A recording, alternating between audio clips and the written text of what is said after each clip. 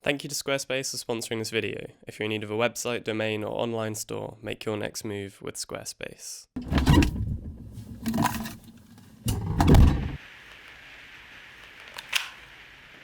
Now this may sound a little bit clickbait, but I do genuinely believe that this Budweiser can is one of the best designed cameras I've ever used. It's just that everything about it is so well designed and thought out that it's just extremely fun to use. I mean, just that alone, that motion, that kind of reveal, it just gets me every time. This is cool, and if you disagree, I just feel sorry for you.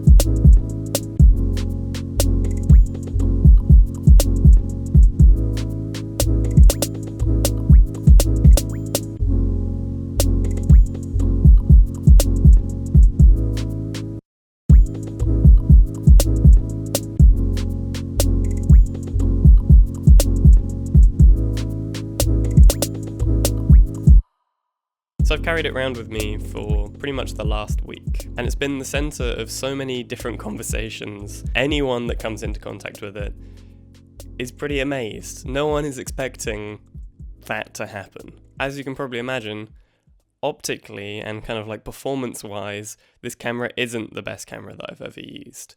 It's pretty much the same as a disposable camera in terms of like image quality. The only things which you can actually do is turn on or off the flash, and there is a little button that you can hold down whilst you advance to take a multiple exposure. And other than that, it's just aim it and hope for the best. And then also when you're done, potentially my favourite thing is that you pull up the ring pull and then it turns into advanced mode. That is just genius. There just is something maybe about the mechanics of clicking the shutter and then advancing it, which sound and feel really satisfying. I don't know. It's like really shoddy, but great. And anytime I've actually given it to someone else to take a photo, which is pretty much anyone that sees it, they just kind of go, I'd like to take a photo of that, or can I try it, can I see it? They have like a similar reaction. It is just satisfying. I think a lot of my obsession towards this camera comes from childhood toys. The idea of being a spy. I feel like this is like a gadget, it's something that you would have seen in a movie as a kid. I don't know, when you're a kid, being a spy would have been pretty cool. So I think that's replicated in my joy for this camera. Now, by far, to me, the biggest downside of this whole thing is the fact that you look like you're daytime drinking if you're walking around taking photos with it. It's pretty hard to avoid. I mean, when it is open, it does look a bit more like a camera, but I'm pretty sure a lot of people would presume you're just drinking a Budweiser. However, this does then turn into a pretty big positive when you take it out at night, because everyone, especially if they're mildly drunk, is just obsessed with it. And it really kind of like is the perfect party camera. It just blends in so well. So optics-wise, this camera, there's not much to write home about. There's only one shutter speed and one aperture, one focus distance. It's a bit of like a recipe of luck, or through trial and error kind of figuring out where the best focus is. And actually, surprisingly, a few of my photos were sharper than I was expecting. Only in the center though. The sharpness definitely does kind of vignette off into this very hazy, just softness, which actually I think can look quite nice. And I think that is particularly apparent in the black and white rolls that I shot. Put some HP5 through it, and I don't know, there's something about the grain that it kind of looks dreamlike. It's this mixture of the softness, the lack of contrast.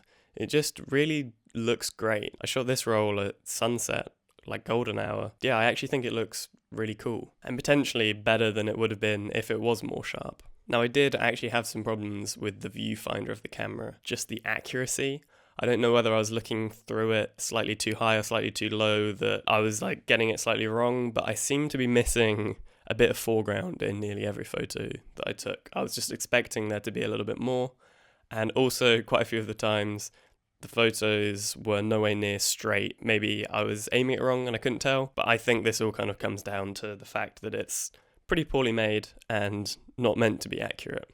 This is of course kind of exaggerated by the fact that the lens has quite a lot of distortion, that if you're kind of fond of straight lines or horizons, forget about it. It's not going to happen with this camera. It's more about having fun and taking some snapshots. However, I do think with a little bit of practice and kind of getting to know the camera through trial and error, you probably could kind of master it and get exactly what you wanted from it. At the end of the day, it does really function as a reusable disposable that's just way more of the center of the attention. I think leads either to some great conversations or some different results that you wouldn't normally get. Now, this particular camera is actually my friend Devon's.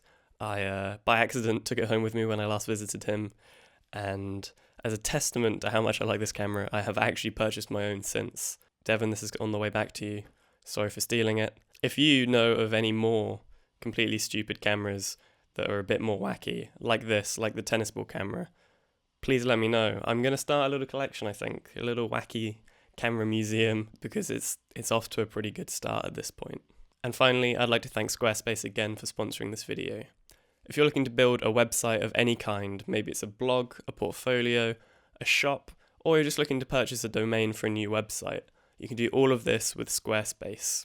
Everything is super easy to do and intuitive, and you definitely don't need any prior experience building a website. And what's best is you can get 10% off your order if you use the code negativefeedback. Sorry to be the bearer of bad news. Yeah, my camera's just died. So here I am from the voice-only realm. See you probably next week. Thanks for watching.